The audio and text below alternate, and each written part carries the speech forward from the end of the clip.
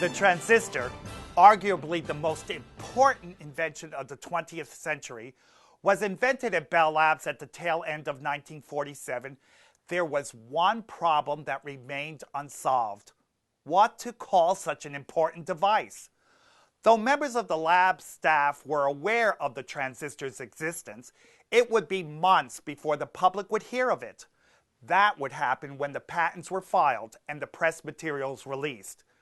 As the date drew closer, it became increasingly clear that this particular invention really needed a great name. The descriptive terms that were floating around the labs, like semiconductor triode or surface states amplifier, just wouldn't cut it. One of the device's inventors, Walter Brattain, asked his friend and fellow lab scientist John R. Pierce what he thought it should be called. Pierce came up with transistor, based on the root concepts of transconductance and variable resistance. The final decision would be made by committee, but the committee was stumped. It failed to reach a unanimous decision. In a somewhat unusual move, the name was opened up to a vote. Engineers at the labs received a ballot with names like iotatron and crystal triode. Included on the list was Pierce's proposal, the transistor. It won by a landslide. Now, here's genesis of the transistor.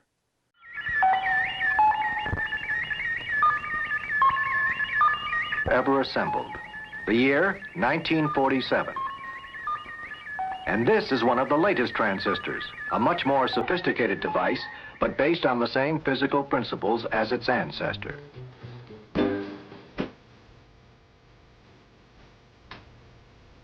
The impact of the transistor on the electronic industry and on our society is unquestioned.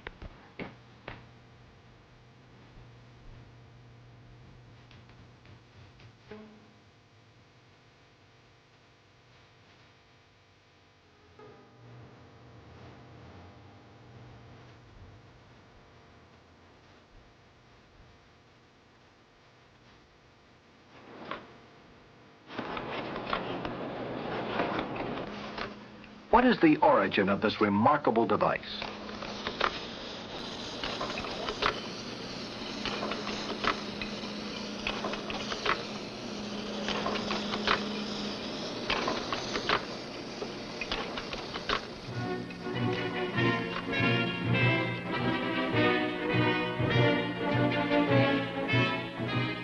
The discovery of the transistor is the result of scientific research. Research by men of insight who sought to understand the atomic structure and electrical behavior of semiconductors which had intrigued them for years. For example, electrical conductivity of semiconductors like germanium lies somewhere between that of good conductors like copper and good insulators like rubber. Conductivity of semiconductors increases when their temperature is raised.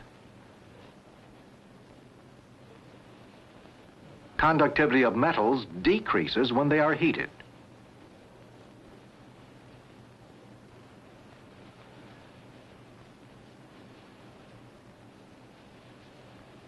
Conductivity of most semiconductors, like germanium,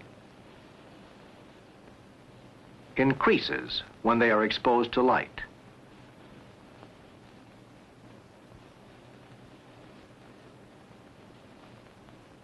And when a metal, like this copper wire, is in contact with a semiconductor, in this case a piece of germanium, conductivity is less in one direction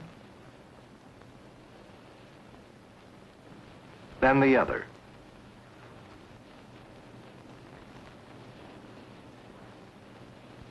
This characteristic of semiconductors was exploited in the early days of radio to make excellent radio detectors using lead sulfide or silicon.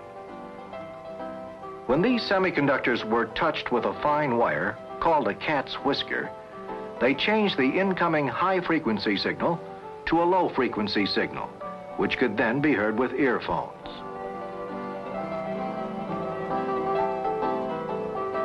Later, semiconductors were used to build devices like this copper oxide rectifier for telephone systems.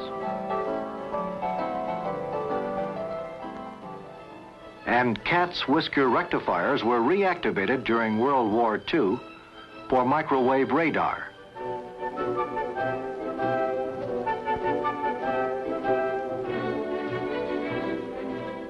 Even though semiconductors were being used, they were not fully understood. Thus, after the war, Bell Telephone Laboratories intensified the investigation of semiconductors with a hope for understanding. Understanding might bring control, and control was the key to further use. Bell Laboratories scientists decided to study silicon and germanium, which are the simplest semiconductors. The work proceeded in two areas: the studies of bulk properties and surface properties. At a very early stage of the investigation, William Shockley predicted from existing theories of electrical conduction in semiconductors that it should be possible to control the supply of electrons near the surface of a semiconductor by influencing them with an electric field imposed from the outside. If true, this might lead to a new amplifier without the limitations of the electron tube. Shockley devised some experiments to test his hypothesis, but was unable to secure satisfactory results. The negative result of the field effect experiments was an important factor in suggesting to John Bardeen that electrons were trapped in the surface of the semiconductor.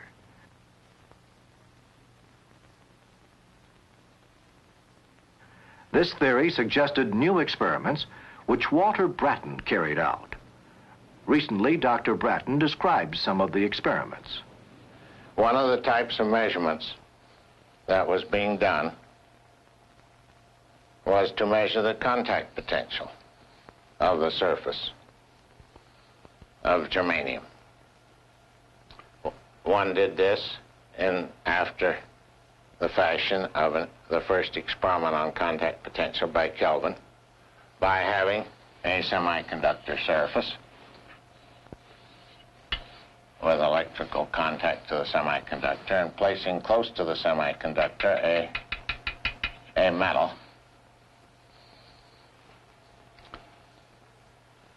conductor. If one moved the metal conductor with respect to the semiconductor, one in general got current flow in the external circuit. But one found, as Kelvin did, that if one put in a battery of the proper amount, one could move the metal with respect to the semiconductor without getting any current. In studying this effect, we decided at one time to see if we could do this when the whole system was immersed in a liquid. The phenomena that resulted were very interesting, and we finally decided that by using an electrolyte, one should be able to make, in principle, an amplifier out of a semiconductor. One morning, after we had discussed the results of this type of experiment, John Bardeen walked into my office and suggested a geometry for producing an amplifier using the electrolyte. Bardeen suggested that on a piece of germanium they place a drop of electrolyte, in this case, water. Then to wax a metal wire and push it through the water to make contact with the germanium. The wax would insulate the wire from the water. Another point would make contact with the water. Potentials would be supplied between the water and the germanium, and also between the wax point and the germanium. It was thought that the potential on the electrolyte would influence the flow of current between the wax point and the germanium.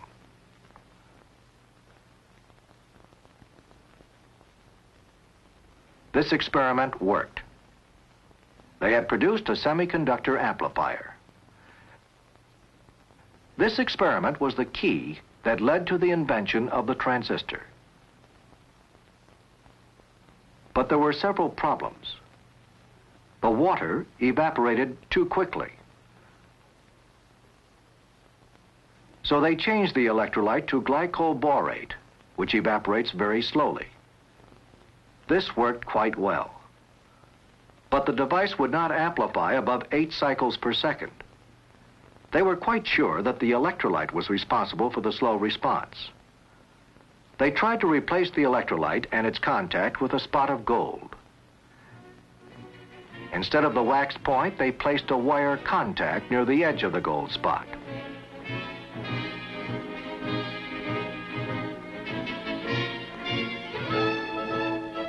It was then they observed an entirely new phenomenon, now called the transistor effect. 4 days later, on December 23, 1947, utilizing the transistor effect, the very first transistor was made.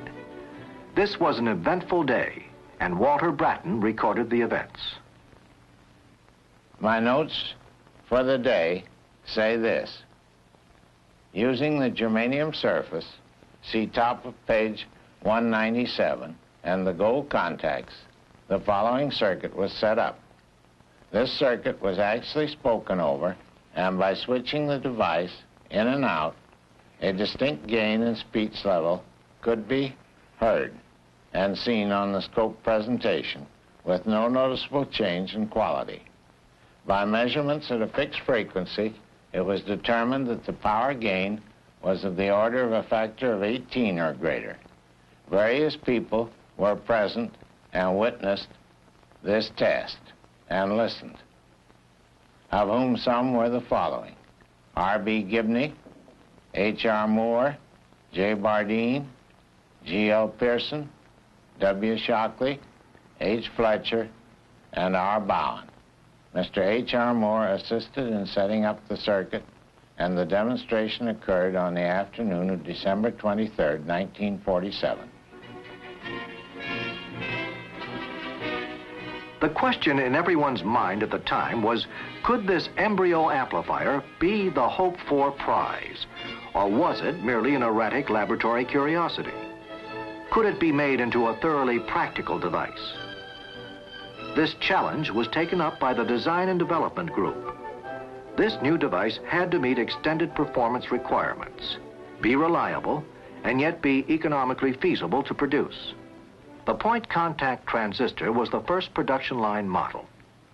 Further understanding and control led to the growing of single crystals of germanium and made possible William Shockley's concept of a junction transistor. This was in 1951. A few years later, the alloy transistor was developed. The industry was now in a period of substantial growth, but more work lay ahead. The frequency of the alloy transistor was definitely limited, and it could only be produced on a one-at-a-time basis.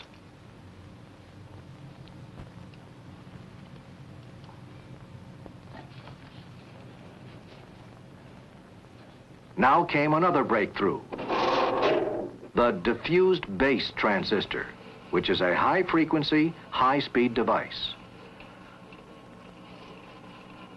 Working together, the development and manufacturing groups developed today's production methods. Now, a single slice of silicon may contain as many as 2,000 transistors.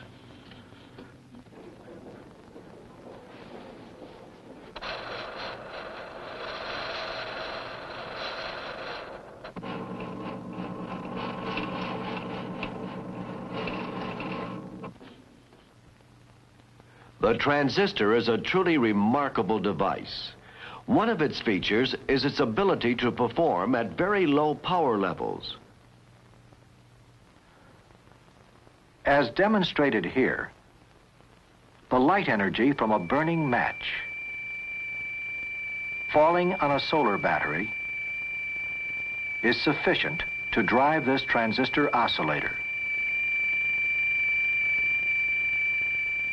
A more important feature of the transistor is its reliability, its ability to operate for extended periods of time without changing. It can also transmit and amplify high-frequency signals at very high speed. All these features contribute to modern switching in computer systems.